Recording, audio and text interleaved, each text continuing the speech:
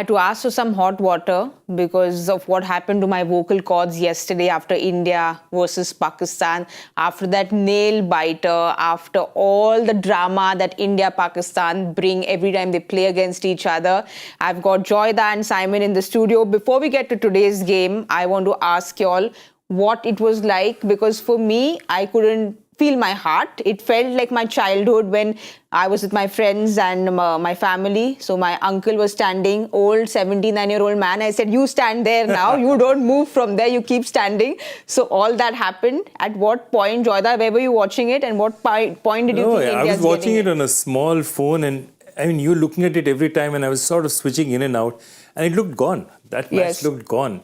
So when Bumrah comes in that over and he gets a wicket of Rizwan, and you just suddenly say, wait, there's a hint of a chance. Yes. And then you can't let go, because you're like a drowning man who's just been thrown a line, and you're just holding on to it and said, okay, now I'm climbing. I might just quite get there. And it was a fabulous finish, absolutely fabulous finish. Simon, we know you're far away, so thank you for joining us from wherever you are, which is very far away. But have you recovered from yesterday's match? A very wet and rainy Trinidad right now, actually, Saiyami and Joy. So it's nice to be with you again. But I was the same as Joy, actually. Actually traveling, flying from Guyana to Trinidad, and got glimpses on my phone when I could find enough enough internet service to watch it. Just incredible. I mean, that is probably one of the best defenses of a total I think I've seen in a long, long time. From a team that looked like they were down and out, looked like they didn't have enough runs on the board. Rizwan looked like he was taking the game away from them. And just the presence of mind and the skill, and we talk about it so often, of Jasprit Bumrah. It blows me away every time. He is, and I've said it many times, he is the best white ball seamer in the world, hands down. If you want an over bowl that's got to go for less than 5 or 6, he's one of the few in the world that could possibly do it. If you want a wicket taken, he's the man you bring on to bowl. He just does it time and time again. And it's such a shame he was in a poor performing side just a couple of months ago. But boy, we're seeing the best of him again now. And he's such a gem of a player and one of those blokes you want to have fit. You got it in with a straight face, Simon. I don't think we missed that. We got it in with a straight face. But Joyda, where do you think it turned? Because I was so stressed out because I had the French Open, Alcaraz, who I'm a big follower of. And then obviously on the big screen, I had the India-Pak game. So there's too much stress for me. So I don't know where it turned around. No, it is that 50th over. Because you look at it, where is Bumrah bowled? He's bowled the 3rd, he's bowled the 5th. You've got wickets, but they're still 72 for 2. They're still 72 for 2 when he knocks Rizwan over. And then things change. Then that screws also tighten. He comes back. Hardik bowls a great 18th over. He bowls a fantastic 19th over, and it's over. Yes. And that's the one thing about T20s, that, the run rate looks under control. 1 to 4 run, 5 run overs, and everything changes. And I think exactly that happened. And that's why I commend them. It's not just a question of, Bumrah bowling. It's a question of holding him back while the game was still tight and just getting him to strategically hit at a point. Now, if you think about it, and you say that he could have come on earlier and he could have taken that wicket earlier and something could have happened. Which was a risk. There's one point. The one thing that we don't consider is when you take it in the 15th over, there's less time to recover from a wicket. When you take it in the 7th, 8th, 10th, 11th over, you bat out 2-3 overs, then you start hitting again. Here, if you take 2, 3, 4 runs over goes, there's just 3 overs left. Yes. So in that way, it was a very, very crucial thing that when to bring him on. And, it is a gamble always, but it worked. And it's an absolutely outstanding. How many times, Joy, do we say the 19th over as well? How many times do we say the 19th is the crucial over? Yes. Great captaincy again from Rohit. You've got to close the game out at that stage. Don't leave Bumrah to bowl the last, just in case he has a small amount to try and defend. He can possibly still do it. But the 19th over is so crucial in those games when you're needing 20, 21, 22, 23 off the last 2. Because if that one sort of goes for 4, 5, 6, it kind of sets the game up so much better and just eases the pressure on the guy bowling the last over. So to me, that was, I actually thought both captains manoeuvred their bowlers pretty well. I didn't think, I thought Baba had a pretty good game with his captaincy in the field as well. It was just, they just couldn't get there with the runs. My theory about Pakistan now is that, yes, India has the mental edge over them. Yes. So when they have to beat India, they have to blow India away. That's when they can win. 10 weeks, they But it blow them almost away. feels like, is this even a contest anymore? We hype up this contest so much, but is this even a contest? But they blew us away recently as well. So the point is that if they blow you away, if they dominate from start to finish, the moment in this Pakistan team you are allowing self-doubt to creep in, that these guys have a chance. That's when they can crumble. They can crumble because the psychological advantage at this point is with India. India has to, if Pakistan has to beat India now, if it's a close match, 9 times out of 10 India will win because they're the stronger team and they have the psychological edge. They have to just finish them off early. All right, this match I can go on talking about. As Indian fans, we can go on talking about it for lots of time to come. But 20 games into the World Cup, so I thought we should do a quick recap. I'm going to ask Joyda and Simon just a quick fire few questions. Simon, first up for you. Which was a better win, India-Pak 2022 or India-Pak yesterday, this or that? India-Pak yesterday to me because of the low scoring encounter. Just the simple fact you can defend that. And being a bowler, I'm going to go with the bowlers. Defending a low total always feels great from a bowling point of view. Joyda, for you? I'll go the same.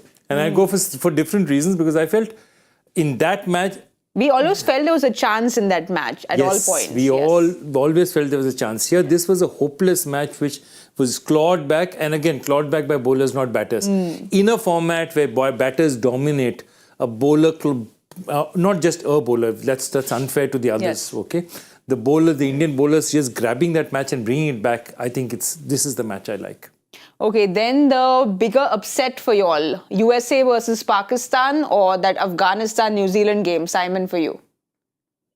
Definitely USA. I expected Afghanistan to be very, very tough in these conditions down in Guyana. I didn't have New Zealand winning that first game. I said it a few days before the game. So to me, the biggest upset was the USA-Pakistan game. Absolutely. Again, I have to agree with him. Afghanistan is a solid... Look, I'm saying it now, Afghanistan is a legitimate semi-final contender. They were in my semi-finals for the ODI World Cup, yes. They're a legitimate semi-final contender. I can't see how that is an upset. The other one definitely is a huge upset. Okay, then the better knock, Munaf Patel versus Pakistan or David Miller versus the Netherlands, considering the pressure he was under?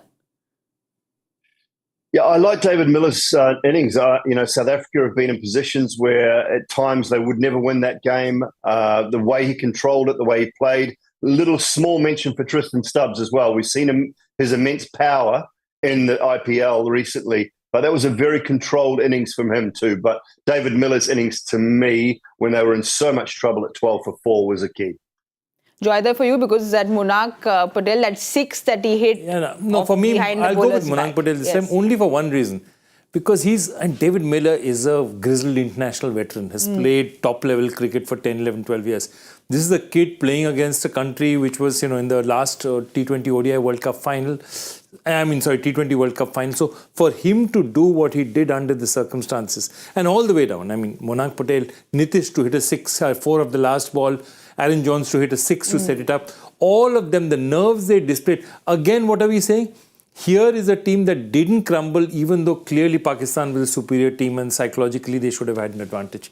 And I think I admire that innings because they played as underdogs and got through. Well, we've seen some spectacular catches all through the World Cup, but those two which were my top ones was Aqib Ilyas, the one that almost had short cover, and the one that Stephen Taylor took at first slip. Which one, this or that for you, Simon? Oh, the Stephen Taylor, I think. Just diving away at slip, one-handed, away to your right, they come fast. I just think slip catches sometimes are those ones, the right-handed or the one-handed ones, they either stick or they don't. So Stephen Taylor for me. I'll go with Ilyas. Just the reactions, the way he went for it, and there's so little to choose between those two. But short cover is anyway a dangerous place to field, and I thought he had amazing reactions under the circumstances. Well, who hasn't had an amazing time this World Cup? Who's been the bigger letdown for you all? Has it been Sri Lanka or Pakistan? Neither. New Zealand. True. They played less though, but yeah. Oh, Simon, didn't we see that coming from you? All right, he's not. They were not in our syllabus, as but I said, for you, he's not playing. yes, he's not. But no, it's fair We know point. the loyalties lie with the country. But, of it's course, terrible. But yes. for me, it's actually it's Sri Lanka, because Pakistan played a great match against India. It could have gone either way. 1-4, 1-6 could have gone either way. And even their previous match, it's not that they were blown so out. close, yeah. But Sri Lanka, the way they lost, I mean, one match they were close, but the other match, the way they lost, I mean, they just looked. And what I feel bad about is this team has so much talent. You look at all those players in this, okay, Nisanka, great batch, Asalanka can do something, Shanaka can do something, Angelo Matthews is back, Hasaranga, I mean, he's one of the top T20 players in the world. You've got two, Malinga likes, Malinga clones, Pathirana. So you've got so many pieces, but they just don't seem to get it all. And I'm telling you, talent is not the issue with the team. There's something else there that they just can't seem to get over. All right, I've got news from the centre. South Africa have won the toss and surprise, surprise, they've decided to bat first there in New York. Just the second team in the 6 times that people have played at New York. This is the second time someone's batting first. Let's have a look at the playing 11. South Africa first, see if they have any changes at all. They don't have any changes. Simon, are you happy with this playing 11? Would you have maybe gotten a Nortje in, gotten a Koitse in, or would you have stuck to the same 11? I think they've done a pretty good job, a bowling unit in particular. Just trying to read here on our Cricbuzz app what Aiden Markram said. So we'll bat first, reason being it's a used wicket. If it does change, we can set the pace and it's tough to chase. We back ourselves for setting a good total. Kind of the Sunrisers mantra, I suppose, isn't it? Get runs on the board and then dominate with the bowlers afterwards. So, use surface. It didn't play well yesterday. I mean, they've had some real trouble with this surface in New York. I don't mind the bowlers being in the game, but at times it's looked a little dangerous and it just hasn't bedded in it. They take so much time to bed in these drop-in surfaces, and it's been a bit of too much of a talking point, unfortunately, for the tournament. So I understand the reasons, I think, to bat first. I can tell you one thing. The most relieved people with yesterday's match would have been the curators. Because what has happened is that having a close match, which India, which is predominantly the largest cricket power in the world in terms of fan following and all, has won. Yes. Has just had India lost this match, and had 1 or 2 gone this way, that way, that's questions would have continued forever and ever and ever. Curators would have been looking at it and say, "Good Lord, we've just saved ourselves," because really, India winning has made the difference. Otherwise, yes, that is a substandard pitch still. I mean, whether you like it or not, it's still a substandard pitch. But it's way better than the pitch that we saw, that South Africa-Netherlands game. At least, the ball's slowing up. It's not coming on the bat. It's playable. This is a pitch that was a minefield. Yes. I mean, that's the only difference. All right, let's have a look at Bangladesh's playing 11 and see if they have any changes in their playing 11 today. Bangladesh, of course, have that one change. They've got Ali in and Shomu is out and Ali is in. Joyda, you surprised to see that change? No. This is their standard batting 11. If you look at it, Jakar Ali is just, they've taken out a top order batter and they've said that, okay, Tanzid now opens up, okay. And they've said that, okay, let's get the middle order. I think they're also looking at the fact that they don't have any, what we were talking about before, that they don't have power in the middle order. Yeah, the power hitters. They need somebody to hit out in the middle order. They need somebody to score some runs out there. And I think that's the need that they're addressing at this point in time. And with this kind of surface, I don't think they need Shomu Sharkar to bowl at all. So in that case, his bowling does not come in as a factor at all. This is a decent Bangladesh team. Their problem is that because of the way they play, in the conditions they play, they are used to, in fact, in one sense, they are better used to these conditions than others, because Bangladesh is more used to 120, 130, 140, 150 matches than anybody else. The only problem is in these pitches, these are more fast bowlers, teams are playing 4 fast bowlers instead of spinners. So it's not ideally their kind of pitch. But again, their batters are very happy going at this rate. Yes. Okay, which is a problem with a lot of other countries because the batters are dashers and they want to go faster. So this is a decent team, and they've just tinkered it around and put a little firepower in the middle order. Simon, exactly what Joyda is saying is they want to add that firepower in the lower middle order, because we saw that in the last game, 91 for 3, and then they were 113 for 8. Yes, their veteran came in and saved the day for them, but can they always rely on a Shakib and Mahmudullah to do that? No, they can't. And this is the one thing about Bangladesh. I think when they come to tournaments, to T20 World Cups, to 50-over World Cups, they've flattered to deceive. And it's all very well being very good in your home conditions. But when you go away, you've got to try, you've got to try and build a team that can win away from home, that can compete at World Cups. When I look at Afghanistan, their short rise to fame, yes, they have outstripped Bangladesh. They've surpassed Bangladesh as far as a team is concerned on the world stage. Now, Bangladesh have been around for a lot longer, but they've fallen behind the likes of Afghanistan, even behind the likes of the Netherlands at different times. So their cricket away from home just has not improved. And if you're going to continue to produce surfaces that suit you at home and only ever try to win at home without really putting the performances in away from home, then you're always going to go to world tournaments and just struggle a little bit. And they're the sort of team that they just don't know how to win in those crucial moments in general terms. Think back to a game where they should have beaten India. Yes. When was that? Going back to 19 or whatever it was, or 2022. So, there's been plenty of opportunities, but they're a team that just hasn't been able to cross the line and know how to win. So the other day was good for them, even though in the end it didn't look, or it wasn't a flattering scorecard and they only just scraped home, but it was a very good result in the end, because those are games that they normally actually lose. But Joyda, is it a matter of concern because Mahmudullah was not there in the last T20 World Cup and now they bring him back? That says a lot about finding those young power hitters which you need for T20 cricket. So they are like, they dust him off every once in a while. It's okay, he's there in the cupboard, bring him out. 17 years, he's been playing since 2007. I mean, he and Shakib have been playing in 2007 in a format which is supposed to be a young man's format. I don't totally agree with that. See, the problem with Bangladesh is a very simple problem. The problem with Bangladesh is a problem with a lot of companies in the US. Quarterly results. That means whoever is in charge of their cricket, it's because they're such an emotional country and they're a country that reacts so much.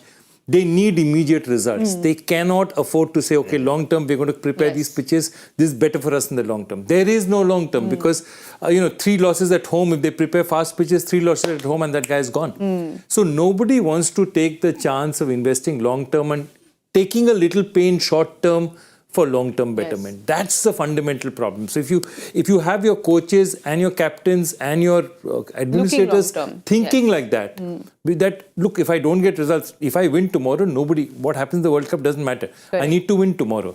And that's fundamentally the issue they have. And also just grooming younger people, because the BPL, you would imagine like how the IPL has given you so many younger talent. It's surprising that Bangladesh haven't found that younger talent. They have found younger talent and it's faded also. You've had so many people backing them, basically. Exactly. They've emerged, they've looked very good and they've gone. There's so many players between 2010 and 2020 that we've just have not seen again. Simon, from a team that really struggles to finish things, we saw how they are between that 16th to 20th over. Somebody who loves finishing things, the other day we saw what he did is Killer Miller. You can always depend on David Miller because he came in at 12 for 4 and then he played at a strike rate way lower than 100. And then when he needed to go up to the 5th gear, he went up and finished the game. So this is somebody who's so bankable, dependable, who knows how to finish games. Yeah, this is the David Miller we've sort of come to know through that probably 16, 17, 18, 19 career path. He sort of fell away a little bit for about 18 months and just wasn't quite sure. Had a poor IPL, didn't have great results from a South African point of view. But he's really come back in the last 12 months and has been that player that we know and love to watch. He's so calm, so cool under pressure. He's got the game. It's sort of like one of those players to me. I won't compare him to an Andre Russell, but if you think about players that you think are power hitters at the back, he's a much better batter than that. He's a genuine batter when given time. Rishabh Pant's starting to prove that now, having that number 3 role. He's a better batter than just a power hitter at the back end of the innings. So you give him time, give him enough deliveries, he will assess the situation, and when the time is right, when the time is needed, he can then change gears, as you said. And I think that's a sign of a very, very good player. When given enough time, when put in situations where your team are under pressure and you have to deliver, and he's done it again for them. So, pleased for David Miller. He's one of the world's good blokes too. But Joyda, so there's David Miller, there's Klaassen, there's Markram, there's Stubbs. That middle order just doesn't end. Is this probably the best middle order right now in T20 cricket? I think it's the best middle order. I mean, yeah, if you look at, the Indian middle order is decent, but only the Australian middle order in any way compares to this kind of firepower. And I think you're looking at it, it's a really, really good unit. The one thing that, look, this is something that is true of almost every South African team. You look at them and wonder how they don't win more often. You look at them and wonder why they don't reach more semi-finals. You look at them and wonder why they don't reach the final. That is a brilliant team. They have pace. They have out-and-out place Nortje. They have Rabada, probably one of the most skilled fast bowlers in the world. They have Keshav Maharaj, who bowls beautifully, can bat a bit. Okay, you have Marco Jansen, promising all-rounder, left arm, gives you everything, huge bounce. You have that middle order. You have Quinton de Kock. Why aren't they winning more games? Why haven't they been in more finals? It's something Joyda, actually, this question is something that has come for you. So let's have a look at the Cricbuzz live question. Is it considering you're asking this question? Mudit is asking you the same question. He wants answers from you all. He doesn't know the question. It's like the nation wants to know about this. The nation wants to know. Mudit, I just want to tell you, I've been thinking about this for a very, very long time. It bothers me. I wake up at nights wondering why South Africa doesn't win more tournaments. I am equally flabbergasted. Let me go to the man who will give you answers. Yeah, it's a tough one to answer. I mean, at times they've selection policies and they're beyond our control and they're beyond the team's control. Let's be honest. The New Zealand World Cup in 15, they should have won that World Cup. They almost didn't take the field because the selection policy was changed overnight. They nearly didn't play. Some of the players were not going to take the field in that semi-final against New Zealand. They were still then undone by Duckworth-Lewis-Stern system. They were the better side. They probably could have won and maybe would have won that World Cup. So at times it's been more about selection policy than it has been about what we term the choking, which I don't like the word. At times they haven't performed. They haven't performed well at times either. And, they've been below par. They haven't won the crucial moments in matches. It's all very well having great records turning up. And when you look at these situations here and where they've gone out, it doesn't make for great reading because even over those years, they've had some wonderful players. They've had some incredible, talent in their side. When you think about the De Villiers, the Steins, the Callises, all these types of players, it's been disappointing from a South African point of view. So you win one, they've got to cross the line once, and I think that might open the floodgates for future. But how do they find a way to cross the line? These surfaces in the States are suiting their type of play. They've got great fast bowlers. They've got good enough batters. They haven't shown it just yet. But what will happen when they come to the next stage of the tournament down in the Caribbean where it's a bit slower, might turn a bit more? Have they got the wherewithal to win in those conditions? But Joyda, were you surprised seeing that graphic we saw, considering South Africa and Bangladesh, they're losing almost at the same stages? Yeah, absolutely. And it's totally different. I mean, last time, they were a shoo-in for the semi-finals and then they went and lost to the Netherlands. Yes. If you remember, every time it's one thing, suddenly one day they take their eye off the ball and it hits them in the back of the head. And it's literally like that for them. And I think that's it. They have been scarred by a lot of dissension of what has happened with their selection policies. And it's been traumatic for them. I totally agree it's been traumatic for them. They have to put it behind, and he's right. They need that one win, one definitive win to sort of, lots of demons need to be laid to rest in their minds. And if they do it one day, I think this, talent-wise, they're second to nobody in this tournament. Well, you spoke about the Netherlands game. Thankfully for them, this time around, they were so close to losing, but they managed to get across. 12 for 4. Yeah, 12 for 4 and then to win from there. So I want to have a look at that points table because South Africa just about managed to go past Netherlands. Thankfully, it wasn't a hat-trick for Netherlands. They're sitting up top. But why this game is so important, Simon Joyda, is because Sri Lanka have lost both their 2 games. So Bangladesh will be feeling that they have that added incentive now, considering Sri Lanka has lost both their games. Yeah, I mean, look. Yeah, there will be. And if Sri Lanka win again, Sri Lanka lose again, then that's curtains for them, isn't it, Joy? Absolutely. I think Sri Lanka, even if Sri Lanka win both, I think Bangladesh will fancy their chances because if you look at it, they just have to beat Nepal as well. So they've beaten you look at it, everyone will be thinking South Africa wins all their games. Okay. If South Africa even wins all their games, then it comes to the 2 and 3. Basically, it was Bangladesh and Sri Lanka according to seeding. Perhaps Sri Lanka ahead of Bangladesh. Now that Bangladesh has won that match, basically if they knock over the other two, they're through. So that's how they'll be looking at it, saying we won the big one. The big one was the match between us. And now if everything plays according to form, Bangladesh go through. But of course, you know Netherlands is there. Yes. They're capable of doing something. Netherlands is going to just listen to this and laugh and say, you know what, we got rid of the South Africans last time. We know how to put a spoke in a few dreams. So yeah, nothing is done. But Simon, this group's looking quite like the India group now that Pakistan has lost. USA will be feeling that, okay, we've got a chance in here.